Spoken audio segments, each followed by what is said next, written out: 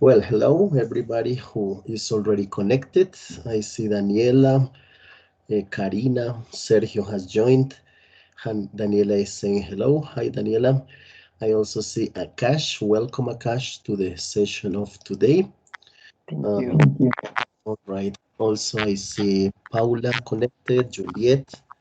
Well, we're going to present the topic. For today, we're going to talk about globalization and the arts. So you know that in the last sessions, we have been working on the topic of globalization. We already discussed the positive and negative effects of globalization. And now in the following sessions, we are going to concentrate on how globalization has touched different areas or aspects of knowledge. Since the idea of this course is to learn about culture and the interaction of different cultures, we're going to take the topic of globalization to these areas of knowledge. And particularly, we are talking about art. If some reflection questions that you should think about are the following. For example, what do you understand for art? When somebody asks you, what is art to you? So you should have a concept or maybe a definition that you consider is art. Other reflection questions are, for example, what are some common expressions of art? If you can see art in the street, or if you can see art only in specific places, because the usual thought or the usual idea is that art is only found in museums or galleries. But maybe this question, what are some common expressions of art, make you think that you can see art around the block, maybe on your cell phone you can find some pieces of art, etc. And finally, another reflection question is this one. Is art a privilege for a few? Since we are talking about art or artistic creations, sometimes these creations are related to people who are well educated or maybe like elite people, things like that. So one of the final questions that we want to solve is this. Who is the possessor or the owner of art? Well, having stated the questions, I'm going to present who is the writer of this paper. So she's a professor and researcher. Her name is Anita Seppa. She's from Finland. The paper that she wrote in 2010 is Globalization and the Arts, the Rise of a New Democracy, or just another pretty suit for the old emperor. So, um, today we're talking about the paper that she wrote, Anita Sepa. She takes a historical perspective of art, especially during the colony. So she's talking about colonization and the post-colony art. Her vision is emancipating or liberator. She wants to liberate minority groups from that imposition of the arts from the Western culture, particularly from the Western culture. So in this case, Anita Sepam shows her ideas about dominant cultures in the arts, and then at the end she tries to propose how minority groups can express themselves without being connected necessarily to a dominant culture, right? Well, I see Tatiana is saying, Tatiana is writing in the chat, art is the pictures or project about big structures. Well, in that case, we can see that art is present, for example, in monuments or sculptures. So I think this is what Tatiana refers to, right? Sergio says art is the expression of your thoughts through different abilities. Well, that is also a nice definition that Sergio is giving about art. Well, the paper that Anita Sepa wrote appeared in 2010 in the Journal of Aesthetics and Culture. So, of course, this is an academic vision.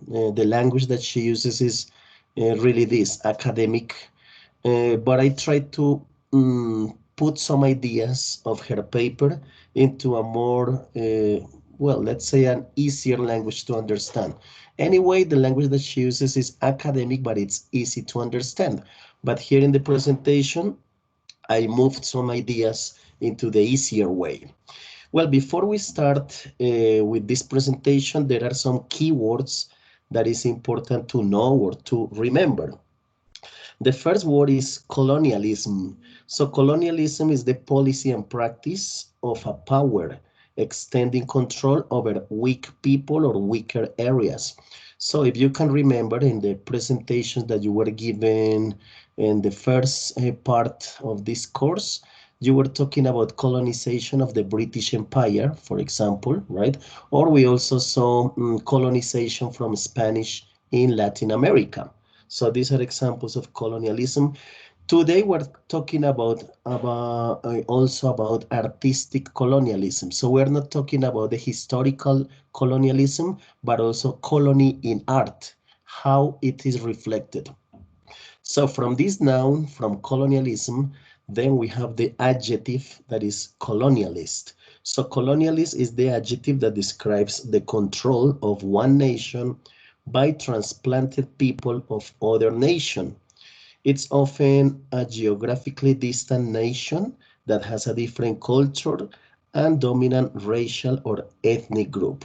So something colonialist, as you can see, is something that is usually separating the roots of a territory of people and imposing other rules. And then we have another concept that we are working on today that is non-Western cultures. These are the cultures of countries that are different from European and North American countries. For example, we can talk about Indian culture or African culture. So they are all of these cultures which are different from usually European ones. Well, then we have this first part that is an idealistic and imperialistic view of aesthetics and art. This changed radically in the 1960s. So in this decade, there was a change in the ideals and the objectives of art. The reasons for that change was the rise of pop art, minimalist art, and the new tendencies of institutional aesthetics. This new view suggested that artists and theorists should forget the ideals of pure and high and to allow philosophical aestheticians to make their hands dirty. This means when the artists make or get their hands dirty, is that they can work with everyday life and everyday objects. For example, junk, they can use bedclothes and rags or car parts. Also in arts, now they can reflect, for example, the diet. So they show, for example, hamburgers in the pictures. Sexuality is also considered one topic that can be included in art. And of course, if we're talking about a change in the vision, they include minority politics and other topics that are about the social revolt. So this is the decade, the 1960s, the decade that marks the change in this view, the idealistic view of arts. Here in the picture, well, I'm trying to alternate some of the topics from the paper of Anita Sepa with some pictures so we can reflect and notice. Well, a moment ago, I was asking you, can you see art in common day or some common expressions of art? So here in these photos, you can see some of the examples that show some artistic creations that are urban or in the street. For example, on the left up, you can see a house that was painted like in pop art style. In another picture in the middle, you can see a statue, and this statue is made with recycled metal parts. So in that case, now they consider these expressions as artistic. Well, we also see a hamburger that is popular in the pop culture illustrations. So including food, fast food becomes part of this pop art. And you see other examples of pop art that was established in the 1960s, like for example, the famous canned food, like Campbell's, created by Andy Warhol. So all in all, you can see that art is in the street, art is in clothes, art can be also joined or connected to food and processes of daily life. Now we're going to try to answer this question. What is good or bad in arts? When there is an art critic, maybe critics have a judgment or they have an idea, okay, this is good and this is considered art. Or maybe a critic will say this is bad and this is not considered art. So the author, Anita Sepam, is trying to analyze this question in the paper. Quality in art can be neither ascertained nor proved by logic of or discourse. Experience alone rules in this area. Well, this is from Arthur Greenberg in the 70s. He knew very little about African art, and he believed that he could choose the two or three best pieces of art in a group based on what he thought was art. So, as we can see in the opinion of this critic or this academic Greenberg, he's criticized by Anita in this paper because, according to her idea, a person who doesn't know about other cultures or other regions and their expressions is only taking one view, the usual view of Western civilizations. So this is something that she's questioning. If a person is going to be an art critic, they should recognize other expressions of art, not only American or European artists, but other types. This type of judgment is usually based on misconceptions that are related to cultural background of the artists. And when we are talking about misconceptions, we should remember about a topic that we discussed in this class that was racism. When there is a racist comment, it's usually about that misconceptions or stereotypes of a culture. So in that case, a person who knows little or nothing about African art, for example, has not the power to consider which is good or which is bad in arts. Well, I'm alternating the text with some pictures. I'm going to explain to you about the pictures that you see in a while. Also, when we're trying to answer this question, what is good or what is bad in arts, we should consider that colonialist attitudes towards non-Western cultures and their art have been expressed even in more brutal forms. It has to be with colonization by force. Remember that when we said the spread of languages came with colonization, that colonization was usually given in brutal forms. So that is one of the key aspects to consider. Also, historically talking, we say that European settlers in Australia refused for almost 2 centuries to believe that indigenous art or aboriginal art, as they call it, could exist because of the lower intellectual capacities of these creatures, where they call the aboriginal people from Australia creatures. Basically, they are diminishing the status of human of these people. The picture that you can see on the right is Aboriginal art from Australia.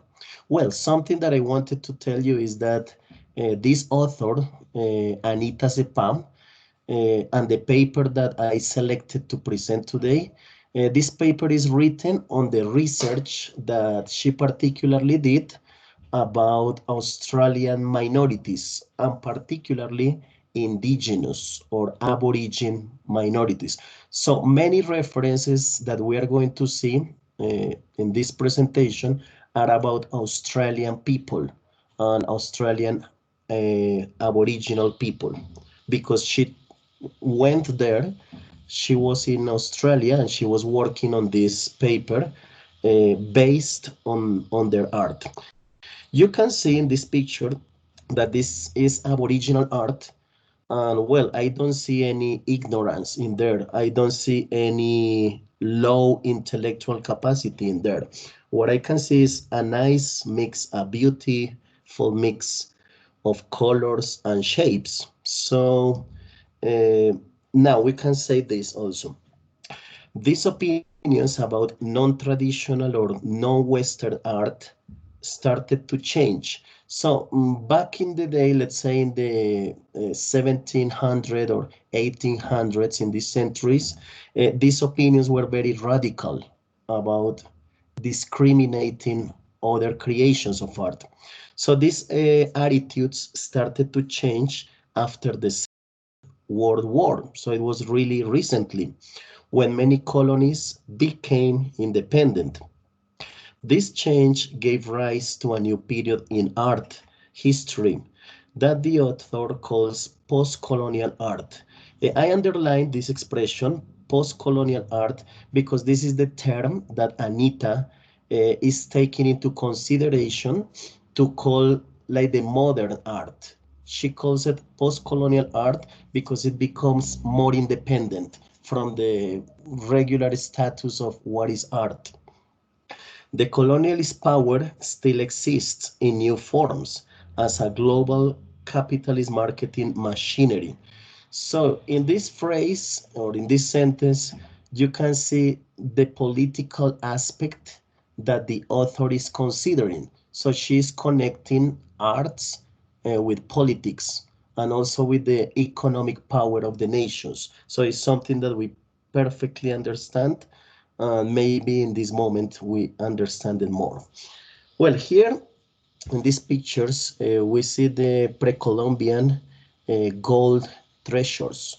So maybe Akash, you know something little about Guatavita Lake, about the Muisca people who lived here in Colombia. Mm-hmm. I have That's seen awesome. I've seen the Muisca culture in Villa de Leyva. Ah, yes, you went to Villa de Leyva. So Yeah. there, for example, you see some of these beautiful creations Mm-hmm. which belong to the Muisca. Well, they were not a civilization because they were not that advanced, but anyway, they were a culture, or they are still a culture, which are the Muisca. On the left, we see one of the pieces of gold that they work on. So this is considered art because you can see all this beauty, the symmetry, the shapes, and everything which makes it art. And on the right, you see this bracelet or manilla colombiana. This is called, well, a handcraft. So if we are talking about these two words in Spanish, we have arte y artesanía. So arte or art is considered of a higher production, more intellectual, more elaborated. Artesanía or the handcraft, on the other hand, is something that is produced in a big series. For example, this manilla colombiana is sold everywhere. So there is not much art in that. It's more a technique of mass production. So here we can distinguish, if we are using the Spanish words, we can say arte versus artesanía. For the woman who wrote the paper, for Anita Sepa, the Aboriginal creations from Australian Aborigines, they are art. They are not artesanía because they are really elaborated. And later on in the presentation, we're going to see some examples of Australian Aborigine art. Well, also we say that cultural otherness or the position of being other is often not more than a promise of something exotic that at the moment sells well. So here the author is telling us about that otherness or that difference in cultures with something exotic. Sometimes when you are presenting something from Colombia or from other parts of the world, you say, okay, this is exotic, but this is like the label that they use for mentioning something that is just different from Western civilization.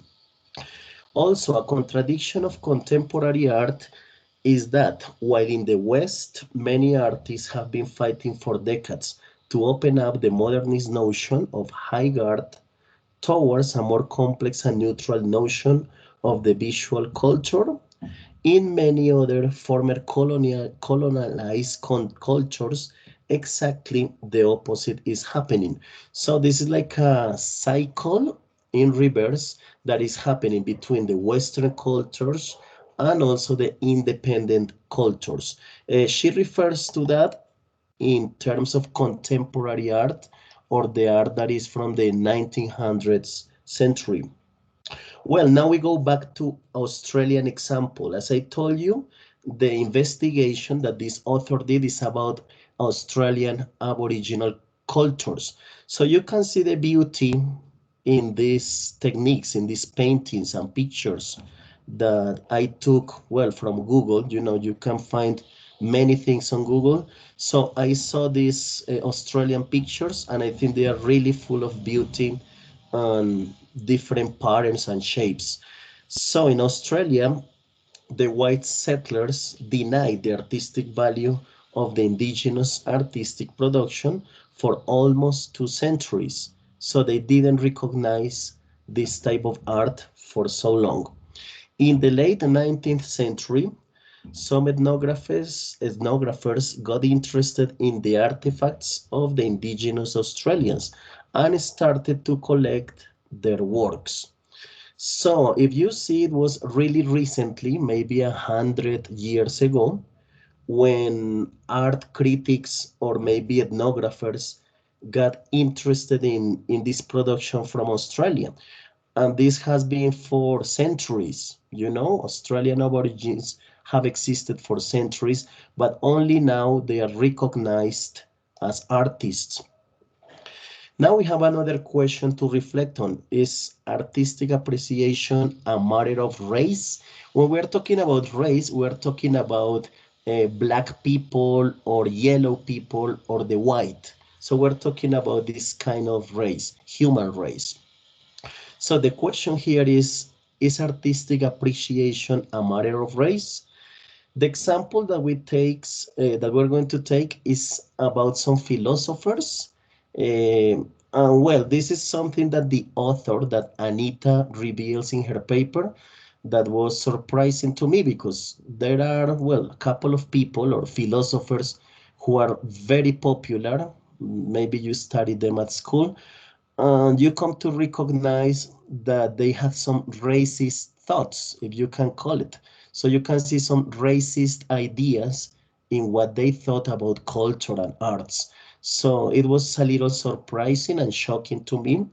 But well, you know, they are ideas that go through time.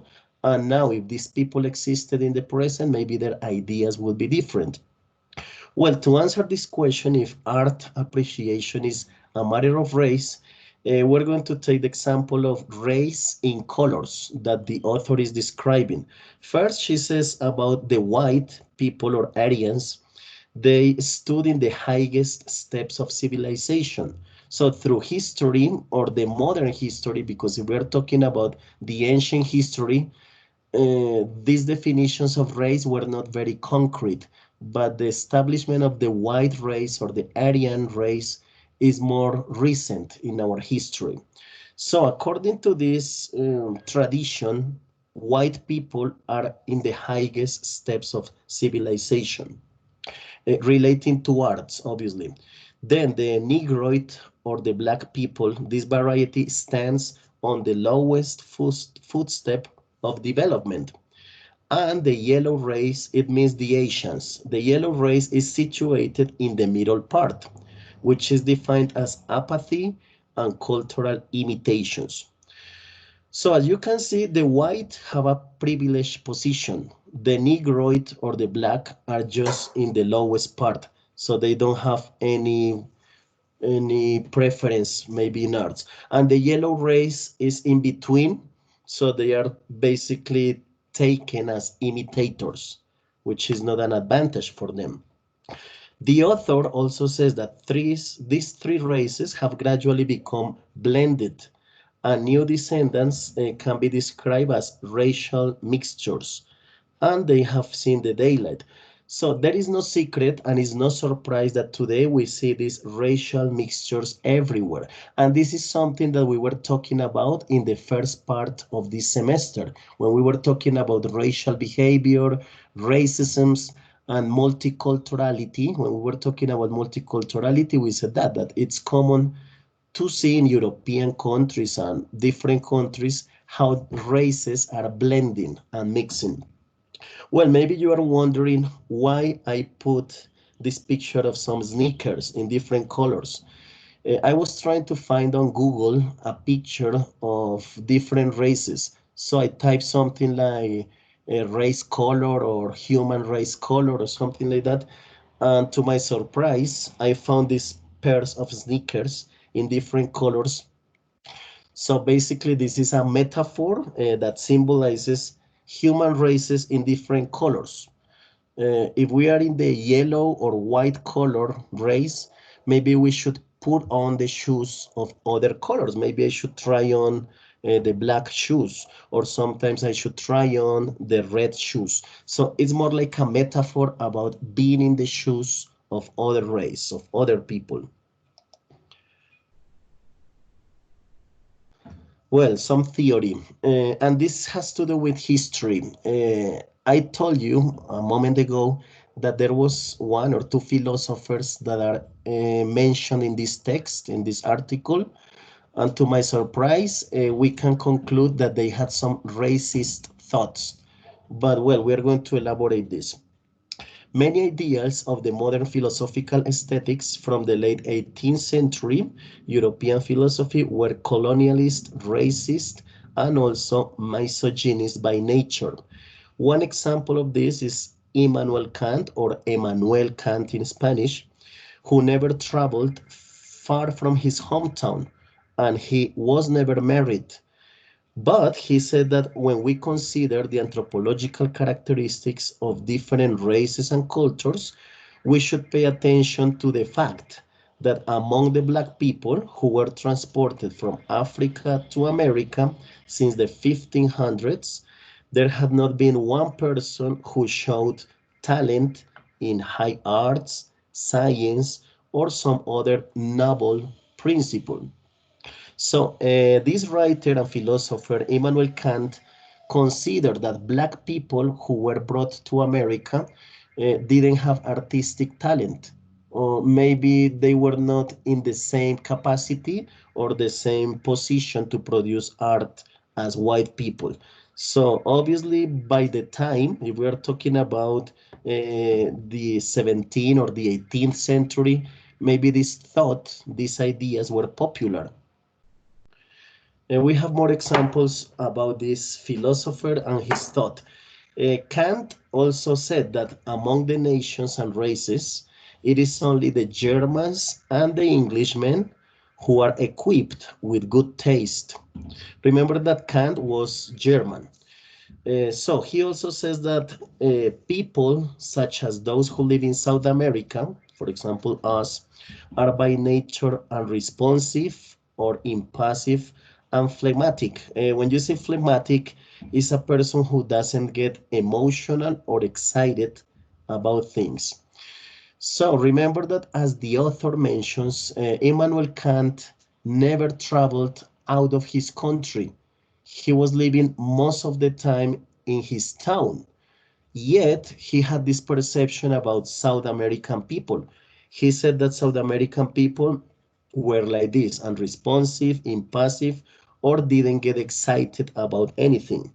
This is funny because nowadays we South American people or cultures, we have the reputation of being very expressive, or if you can call it noisy. We are very emotional and we usually get excited easily. Maybe Akash can confirm this because you know you have been living in Colombia for a while and you know that our culture is really expressive in the feelings, the emotions we have is totally the opposite to what Kant said back in the day. Obviously, Latin people are very cheerful, and they are very emotional. They never hesitate in expressing their sentiments. which I have experienced personally. So obviously, I will never agree with Kant's comments, and also because I can say that because I have traveled, I have traveled this far to see this, to observe this, not as Kant, that who was only at his home and making some perceptions. Yes, Obviously. that's good. And thank you, Akash, for those comments because it brings to my mind one idea that in the time of Immanuel Kant, it is 17th and 18th centuries, people didn't have that chance to travel. So opportunities to travel were very few because people used to travel by ship and it took many months to travel. But nowadays, since it's easier to travel, well, before the quarantine, I'm talking about that. Now it's very easy to travel places in the world, so you can open your minds more easily. And this is something that Akash just confirms that going places and being there in different cultures just changes the stereotypes that you have about people, right? Mhm. So maybe you read this, the ideas of Immanuel Kant, and you say, come on, that South American people are impassive or not emotional is something that contradicts the real state of our minds, we call it. Well, we also have other examples about Kant when he was referring to women. So, to the ladies who are connected, well, I see many of my students are female in this class. So, this is what Kant thought about women. The same applies in principle to all women who are, in Kant's opinion, emotional, natural, and vainglorious by their innate nature and they must serve in human race best by admiring and taking care of the most talented part, or which is the white man. So the opinion that Kant had about women was that they were emotional, vainglorious, and they were given to take care of the man. So basically was like the position of being submissive and being respectful to white men. Well, here is the picture of your Immanuel Kant. He lived between the 1700s and the beginning of the 1800s. So this means that back in the day, in those days, it was common to think as he thought. It was maybe a common thought in Europe. The same applies in principle to all women who are in Kant's view emotional, natural, vainglorious. Remember that vainglorious is similar to proud of what they do. So the role of women, according to Kant, was to serve the white man or to help the white man. Many of you might disagree with this thought. Maybe you say, no, the role of women is not to be compassive or emotional only, but there are some other characteristics. Well, guys, now in these pictures, we have 1800 art in Europe and in Aborigine lands. On the left, you see three pictures about European art in that century. So, what were the artistic creations of that century? They were based on beauty. So, the beauty of people or nature were reflected in the pictures that they painted. What did they reflect about the daily life? They showed maybe a beautiful woman uh, taking a seat in the forest or in a beautiful house. They also celebrated, the type of life of European high class life. Like, for example, in that picture that you see of people having a party. So these were the ideas of what they thought were really high art or what was considered artistic in that century in Europe. So painting beautiful lives or maybe perfect lives of European people, right? And especially those of the high class. But what happens on the other side? On the right, we see some pictures. Well, I also found these pictures on Google. I was Googling something like Australian Aborigine art, and I found this too. Through centuries, not only in that century, but through many centuries, Australian Aborigines have reflected deeper things, not only a French party or maybe a European tea party or reunion, but Aborigines from Australia reflected things that go deeper than that. They reflected maybe sacrifices to their gods. They were reflecting myths and legends of their culture. And they were also painting about the cosmogony or the vision of cosmos that they had. So these representations are really deep in the conception they have. Maybe the style is not as delicate or as complete as European artists, but you see very interesting features because they are reflecting the cycle of life, existence, connections with God or different gods, not only one God, probably.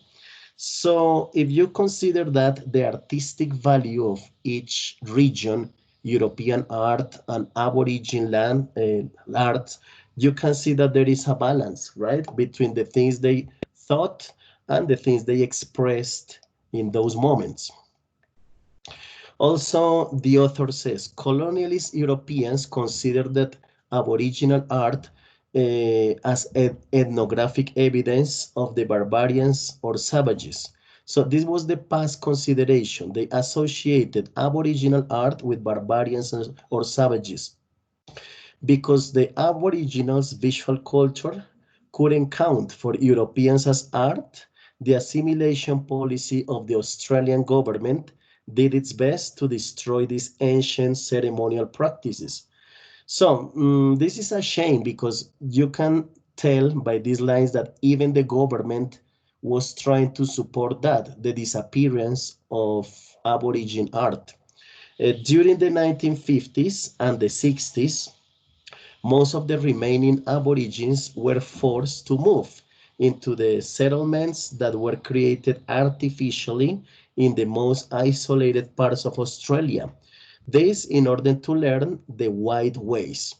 So you see how governments through history have been trying to push away minorities, or in this case, Aboriginal groups in Australia. So this was a dramatic conclusion that Anita made or established in her paper, in her journal.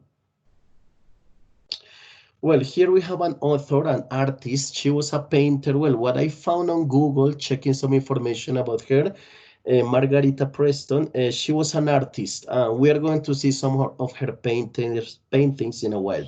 So Margaret Preston, she lived in the 1800s and 1963 when she died.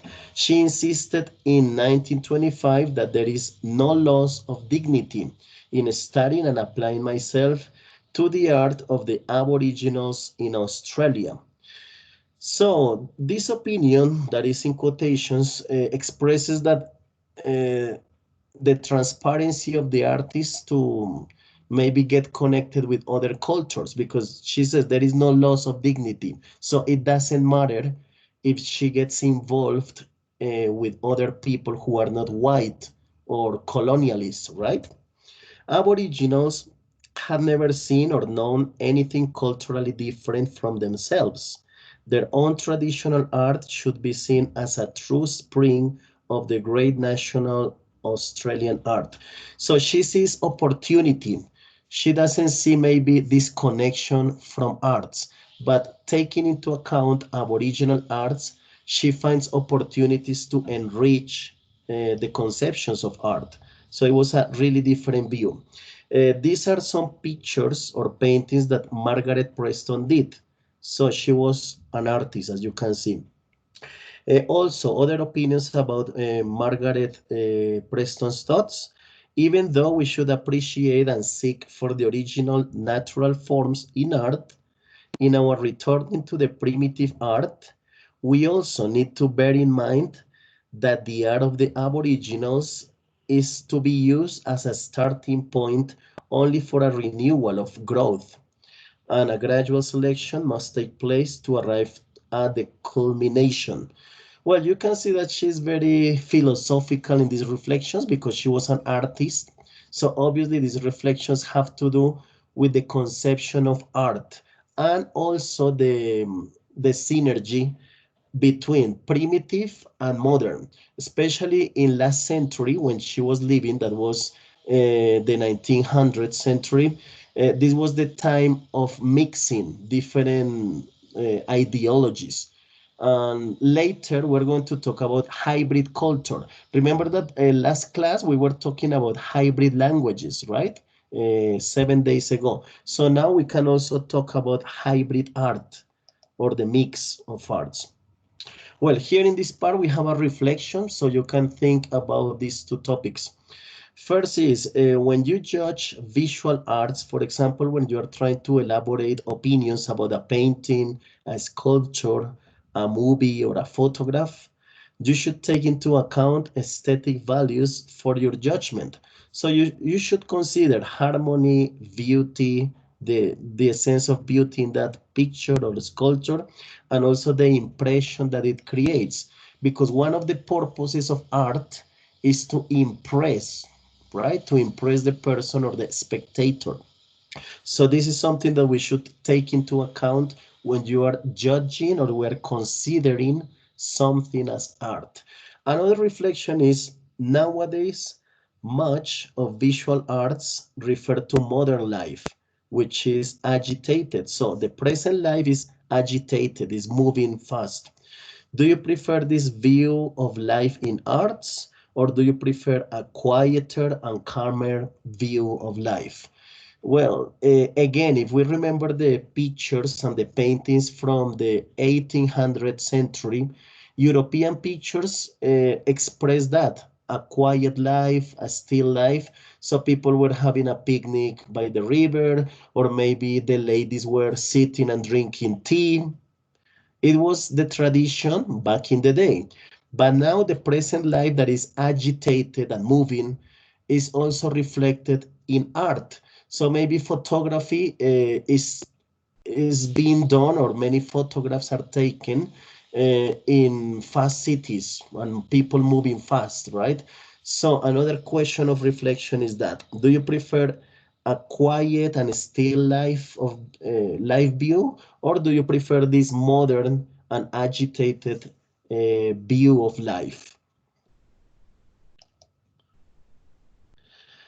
Well, to continue with and almost to finish, we have this step from primitive to modern, but keeping the essence. So this is the idea, and this is something that Anita, the author, is trying to project, that we move to modernity in arts, but also minority groups like this Aboriginal, they should keep the essence, right? Through the use of introduced Western materials and techniques, the art of the Aboriginal people began the transition from the religious and private to the public and commercial area. So another change, and this is something real and you cannot deny, is that art also becomes a product. So art can be bought on the internet. So the commercial aspect of art is a reality. Modern Aboriginal art that keeps both ancient traditions alive and transforms these very old aesthetic forms to better fit the criteria and needs of the global art scene.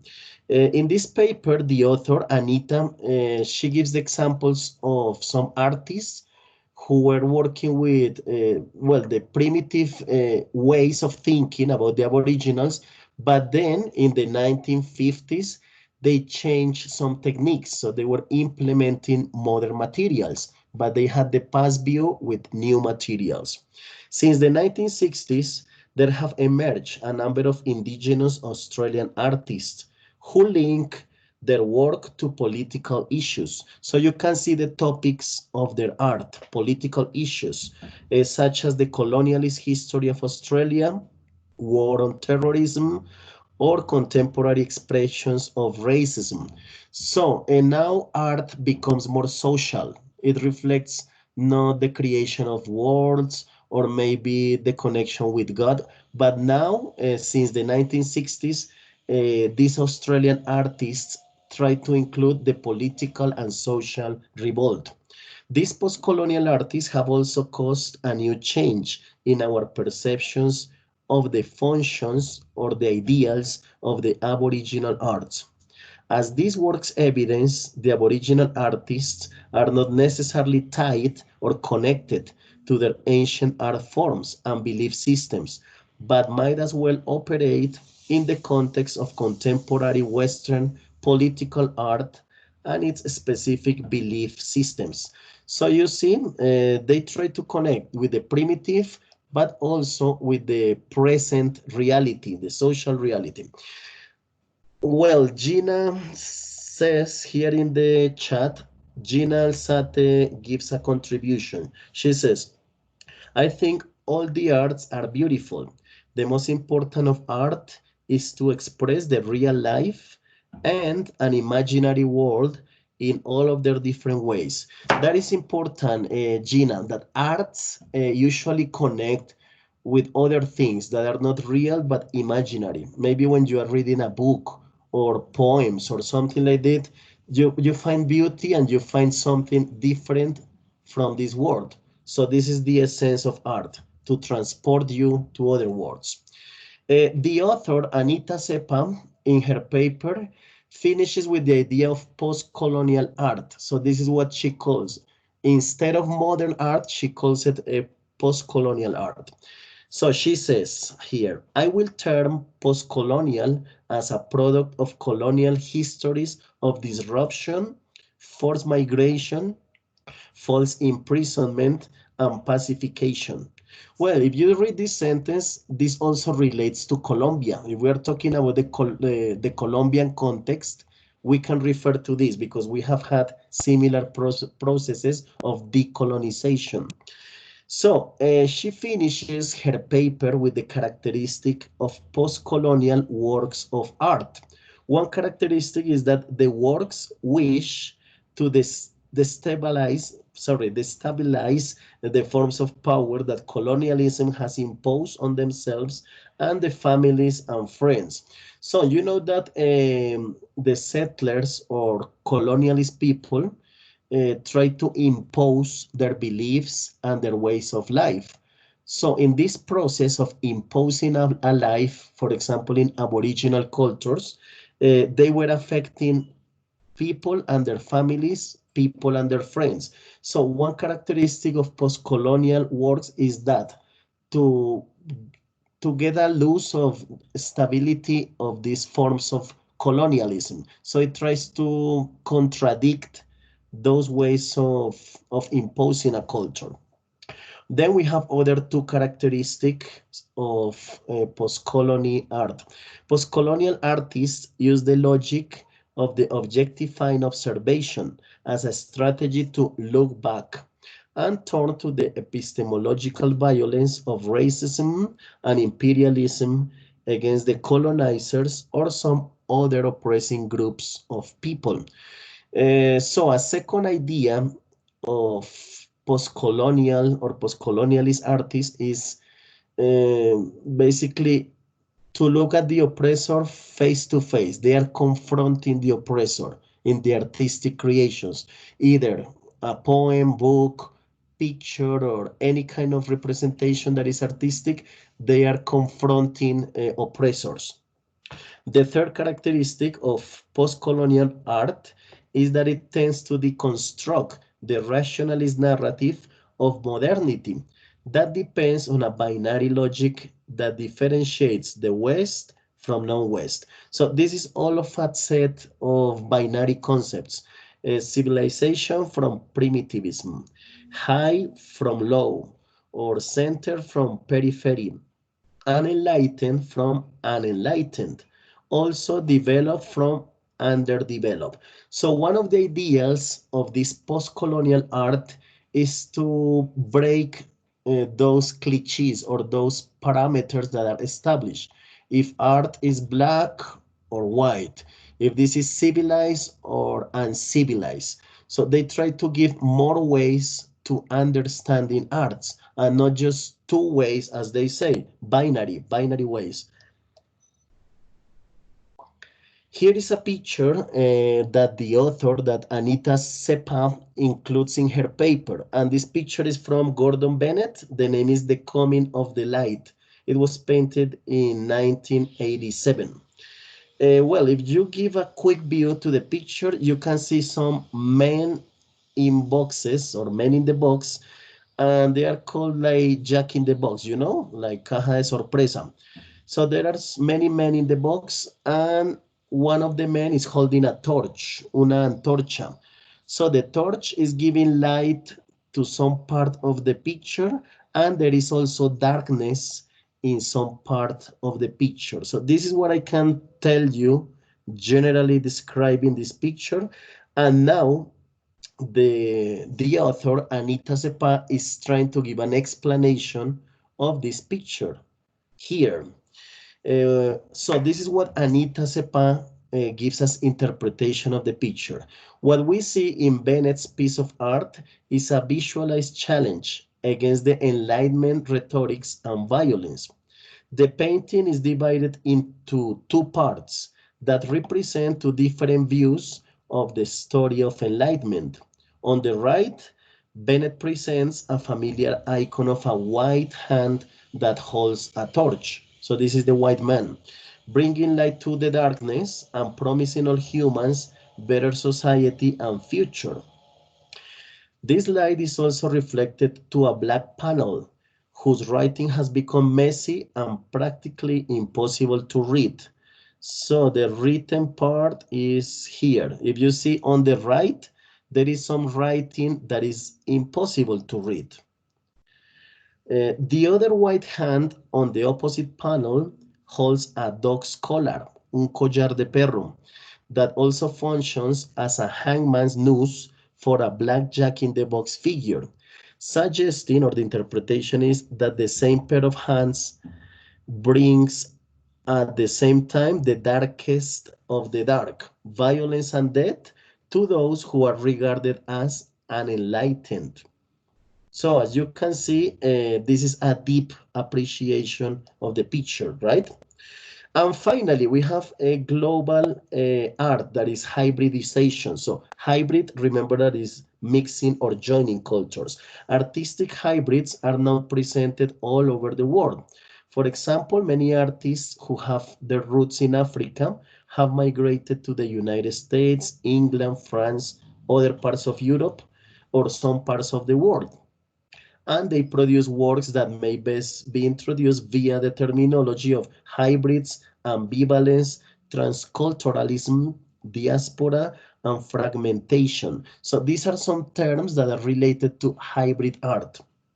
Like in Australia, these artists don't have a single common source for their Africanity that would have its roots of the pre-colonial African traditions. The same goes to black people living in Colombia and El Pacifico. They also have the African roots. Well, conclusions. A rapid observation of globalized arts evidence, despite much talk on the pluralization, postmodernity, and globalization of the arts, the power structures inside the contemporary art world are not necessarily very different from those of colonialist period.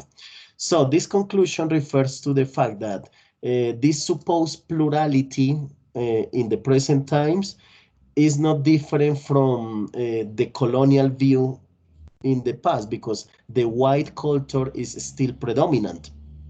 In the current or present art world system, the artists, critics, and curators have, in principle, the freedom and right to submit their works in equal competition with the most important members of this marketplace. But in reality, already a lack of citizenship practically turns down one's possibilities to participate in the activities of many globalized art places.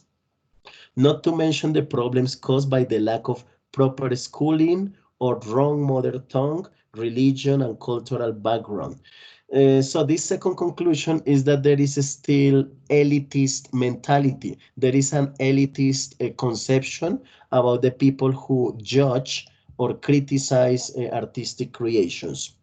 Also, the globalized world covered with new technology and fast transportation, already a short step over the border of nation state, is for many artists extremely dangerous, if not simply impossible. In fact, that is often forgotten. in the theoretical debates on globalization is that actually only one third of the world's population has access to modern information and travel technology, and thus to the Western modernity. So it gives like the conclusion that despite the technological advance that we have, there are some people or many peoples who still don't have access to technology. So it's a contradiction of that, and they cannot access art. Well, also, according to Ulf Hanner's comments, contemporary cosmopolitan culture is at the moment rather elitist or protean. Protean is variable, offering those who manage to travel from the periphery to the metropoles a specific authority as Bintus. A Bintu is a person who usually is educated in Britain during his years of education. So they are called Bintos, people who studied in Britain, and marking those who don't as passive agents of the periphery. So this conclusion is about the elitist academic conception of art. If you are Colombian and maybe you are an art critic, maybe your judgments are very elaborated. But according to this author, to Ulf Hanners, he says if you don't go to Britain and you don't become a Bintu, maybe your judgment is not going to be the best. So this is an elitist conception of education. And then despite much talk on pluralism and globalization, in reality, the social and religious functions of the non-Western art, be it Aboriginal, Australian, or something else, are not considered very seriously in the Western art places or the market, and it is highly questionable that they could even be performed and maintained in its context. So what does it mean? It means that, for example, Aboriginal Australian art is not taken seriously in other contexts. Maybe when they take these works to a museum or a gallery in other countries, when they are out of the context, maybe they say, oh, but it doesn't belong to the white tradition or it doesn't belong to the established tradition. Also, the corporate world in America, Britain, and some other rich countries now exercise more power over high culture and art than ever. So, this is another conclusion about the elitist characteristic of art.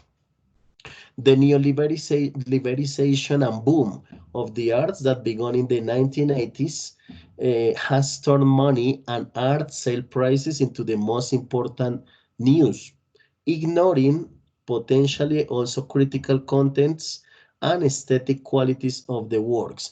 So in that case, the author is criticizing the consumerism of art, that art becomes a part of mass production. So it's more important to buy a beautiful picture and maybe not to connect with some alternative ways of art. Then the strength of the current global art business is largely based on this high number of consumers, but at the same time is exactly this feature of the contemporary art institution that might lead to the rapid collapse of the global art markets as the frequent changes in the market occur. This has to do with globalized art and also the machinery of power and the businesses around the world.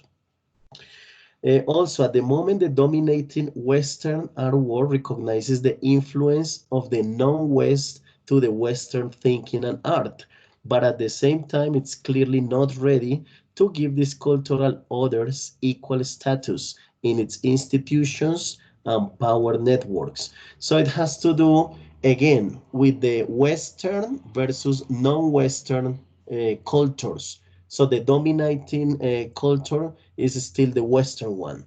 In other words, there still exists an art world system that is anchored or connected in economically strong nations and corporations and their economical and political interests.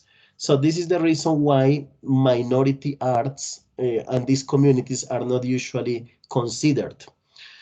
And finally, in the current cultural and economic climate, many of the artworks we know we now enjoy would never have been realized without the capitalist market system and its international money flows. So maybe the good side of this capitalist system is that they can show artistic creations around the world, and if it didn't exist, maybe we wouldn't have access to these types of art. So, guys, with this, we have finished the presentation about globalization and arts. So, I hope you have enjoyed the session. On Wednesday, we will meet for another session on video conference. So, thank you for coming and see you on Wednesday. Thank you, Karina, Carolina. Thank you, Juan Morales. Who else